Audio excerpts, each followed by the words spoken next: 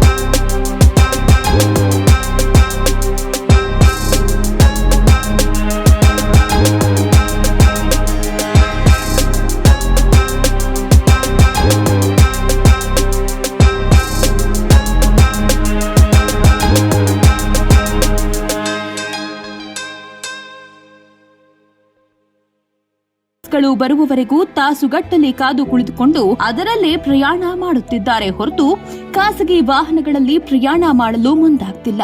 ಇದರಿಂದ ಖಾಸಗಿ ವಾಹನಗಳ ಮಾಲೀಕರ ಮೈ ಮೇಲೆ ಬರೆ ಎಳೆದಂತಾಗಿದೆ. ಖಾಸಗಿ ವಾಹನಗಳು ಕುರುಗೋಡು ಟು ಬಳ್ಳಾರಿ ಹಾಗೂ ಕುರುಗೋಡು ಟು ಕಂಪ್ಲಿ ಮಾರ್ಗಕ್ಕೆ ನಿತ್ಯ 3 ರಿಂದ 4 ಬಾರಿ ಓಡಾಡಿ 1000 ರಿಂದ 1500ರವರೆಗೆ ದುಡಿಯುತ್ತಿದ್ದು, ಸದ್ಯ ಸರ್ಕಾರಿ ಬಸ್ಗಳಲ್ಲಿ ಮಹಿಳೆಯರಿಗೆ ಉಚಿತ ಪ್ರಯಾಣ ಸಿಕ್ಕ ಕಾರಣಕ್ಕಾಗಿ ಸರಿಯಾಗಿ ವಾಹನಗಳು ಓಡಾಡಲು ಆಗುತ್ತಿಲ್ಲ. ಇದರ ಪರಿಣಾಮ ಖಾಸಗಿ ವಾಹನಗಳ ಮಾಲೀಕರ ಸ್ಥಿತಿ ಸದ್ಯ ಚಿಂತಾಜನಕವಾಗಿದೆ.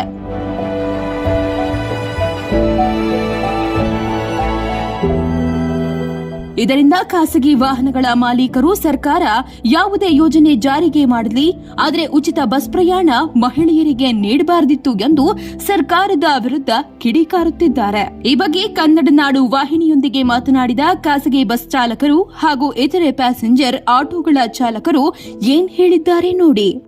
ನಮಸ್ಕಾರ. ನಾವು ಈ ಕುರುಗೋಡು ತಾಲೂಕು ಮಟ್ಟದ ಏನು ಆಟೋ ಚಾಲಕರಿದ್ದೀವಿ. ಈ ಶಕ್ತಿ ಯೋಜನೆ ಅಂತೇಳಿ ಏನು ಈ ಕಾಂಗ್ರೆಸ್ ಸರ್ಕಾರ ನಮ್ಮ ಮಹಿಳೆಯರಿಗೆ ಉಚಿತ ಬಸ್ ಅಂತೇಳಿ ಏನು ಘೋಷಣೆ ಮಾಡಿದ್ದಾರೆ, ಆ ಘೋಷಣೆಯಿಂದಾಗಿ ನಮ್ಮ ಆಟೋ ಚಾಲಕರು ಮತ್ತು ಏನು ಡ್ರೈವರ್ಸ್ಗಳೇನಿದ್ದೀವಿ ಬೀದಿ ಬಂದಂತಾಗಿದೆ. ನಮಗೆ ತಿಂಗಳ ಕಂತು ಕಟ್ಟೋಕ್ಕೂ ತೊಂದರೆ ಆಗ್ತಾಯಿದೆ. EMI ಕಟ್ಟೋಕ್ಕೂ ತೊಂದರೆ ಆಗ್ತಾಯಿದೆ. ಇನ್ಸೂರೆನ್ಸ್ ಕಟ್ಟೋಕ್ಕೂ ತೊಂದರೆ ಆಗ್ತಾಯಿದೆ. ನಮ್ಮನ್ನೇ ನಂಬ್ಕೊಂಡು ನಮ್ಮ ಸಂಸಾರಗಳು ಏನಿದ್ದಾವೆ ಬೀದಿ ಬಂದುಬಿಟ್ಟಿದ್ದಾವೆ. ಅದಕ್ಕಾಗಿ ಈ ಸರ್ಕಾರ ಏನು ಈ ಮಹಿಳೆಯರಿಗೇನು ಉಚಿತ ಬಸ್ ಏನೋ ಮಾಡಿದ್ದಾರೆ, ಅದು ಅವರು ಮಾಡಲಿ ಒಳ್ಳೆಯದೇ. ಹೆಣ್ಮಕ್ಳಿಗೆ ಮಾಡಿದ್ರೆ ನಾವೇನು ತಪ್ಪಂತೇನು ಹೇಳ್ತಾ ಇಲ್ಲ. ಅದೇ ಥರನೇ ನಮ್ಮ ಖಾಸಗಿ ಡ್ರೈವರ್ಗಳೇನಿದ್ದೀವಿ, ಆಟೋ ಚಾಲಕರೇನಿದ್ದೀವಿ, ನಮಗೆ ಏನಾದರೂ ಪರಿಹಾರ ಕಂಡುಕೊಳ್ಳೋ ಒಂದು ನಿಟ್ಟಿನಲ್ಲಿ ಏನಾದರೂ ಒಂದು ಪರಿಹಾರ ಘೋಷಣೆ ಮಾಡಬೇಕಾಗಿ ಕೇಳ್ಕೊಳ್ತೀವಿ. ಎಷ್ಟು ಜನ ಇದ್ದಾರೆ ಆಟೋ ಚಾಲಕರು? ನಮ್ಮ ಈ ಕುರುಗೋಡು ಭಾಗದಾಗ ಏನಿಲ್ಲ ಅಂದ್ರೂ ಸುಮಾರು ಒಂದು 200 ರಿಂದ 300 ಆಟೋ ಚಾಲಕರದೀವಿ. ನಮಗೆ ಭಾರಿ ಅಂದರೆ ಭಾರಿ ತೊಂದರೆ ಆಗ್ತಾಯಿದೆ. ದಿನಾಲು ಏನಿಲ್ಲ ಅಂದ್ರೆ 1000-1200 ದುಡಿಯೋರು ಈಗ ಮಿನಿಮಮ್ 200 ಕೂಟ ದುಡಿಯೋಕ್ಕಾಗ್ತಾಯಿಲ್ಲ. ಹಂಗಾಗಿ ಈ ಏನೋ ಒಂದು ಯೋಜನೆಗಳೇನು ತಂದಿದ್ದಾರೆ, ಆ ಯೋಜನೆಗಳು ಅವರು ಮಾಡ್ತಾರೋ ನಡೆಸ್ತಾರೋ ಗೊತ್ತಿಲ್ಲ. ಆದರೆ ನಮ್ಮ ಆಟೋ ಚಾಲಕರಿಗೆ ಮಾತ್ರ ಏನಾದರೂ ಪರಿಹಾರ ಏನಾದರೂ ಘೋಷಣೆ ಮಾಡಬೇಕಾಗಿ ತಮ್ಮಲ್ಲಿ ಕೇಳ್ಕೊಳ್ತೀವಿ. ಮಾಡಲಿ, ಈ ಥರ ಏನು ನಮಗೇನು ತಪ್ಪಿಲ್ಲ. ಈ ಕಾನೂನು ಏನು ಮಾಡಿದ್ದಾರೆ ಅದು ಒಳ್ಳೆಯದೇ, ಹೆಣ್ಮಕ್ಳಿಗೆ ಒಳ್ಳೆಯದು. ನಮ್ಮ ಆಟೋ ಚಾಲಕರಿಗೆ ತಿಂಗಳಿಗೆ 10,000 ಆಗಲಿ, ಪರಿಹಾರ ಹಾಕಿದ್ರೆ ನಮಗೆ ಭಾಳ ಹೆಲ್ಪ್ ಆಗುತ್ತೆ. ಇಲ್ಲಾಂದ್ರೆ ನೀವು 15 ದಿನ ಆಯಿತು ಇವ್ರು ಏನೋ ಸರ್ಕಾರ ಜಾರಿ ಮಾಡಿರಲ್ಲ. 15 ದಿನದಿಂದ ನಾವು ₹1 ಮನೆಗೆ ಒಯ್ದಿಲ್ಲ. ನಮ್ಮಿಂದ ಒಂದು ಕುಟುಂಬ ಐತೆ, 8 ಮಕ್ಕಳು ಇದ್ದಾರೆ. ನಾವು ಇದನ್ನೇ ನಂಬಿಕೆ ಬಂದು ನಮಗೇನು ಹೊಲಲ್ಲ ಏನಿಲ್ಲ. ಬಾಡಿಗೆ ಮನೆಯಲ್ಲಿದ್ದೀವಿ, ಬಾಡಿಗೆ ಕಟ್ಟಬೇಕು. ಈ ಥರ ಎಲ್ಲ ಕಷ್ಟಗಳಿದ್ದಾವೆ. ಆಮೇಲೆ ಇನ್ನೊಂದು ಇದೇನು ಕಂಪ್ಲಿ ಶಾಸಕರು ಗಣೇಶ ಇದಾರಲ್ಲ, ಅವ್ರು ಕೂಡ ನಾಳೆ ಇದೊಂದು ಸಭೆಗೆ ಏನಾರು ಮಾತಾಡೋಕೆ ಇದ್ರ ಡ್ರೈವರ್ ಬಗ್ಗೆ ಒಂದು ಸ್ವಲ್ಪ ಮಾತಾಡಲಿ. ಅವ್ರು ಕೂಡ ಹೇಳ್ಬೇಕು, ನಮ್ಮ ಭಾಗದ ML ಇದ್ದಾರೆ, ನಾವು ಒಂದು ಸ್ವಲ್ಪ ಇದಾಗಿವಿ, ಕಷ್ಟದಾಗ ಇದ್ದಾರೆ ನಮ್ಮ ಡ್ರೈವರ್ಗಳು ಅಂತೇಳಿ ಸ್ವಲ್ಪ ಅದೊಂದು ಸ್ವಲ್ಪ ಹೇಳಿ ಅಂತೇಳಿ ನಮ್ಮದೊಂದು ಮನವಿ.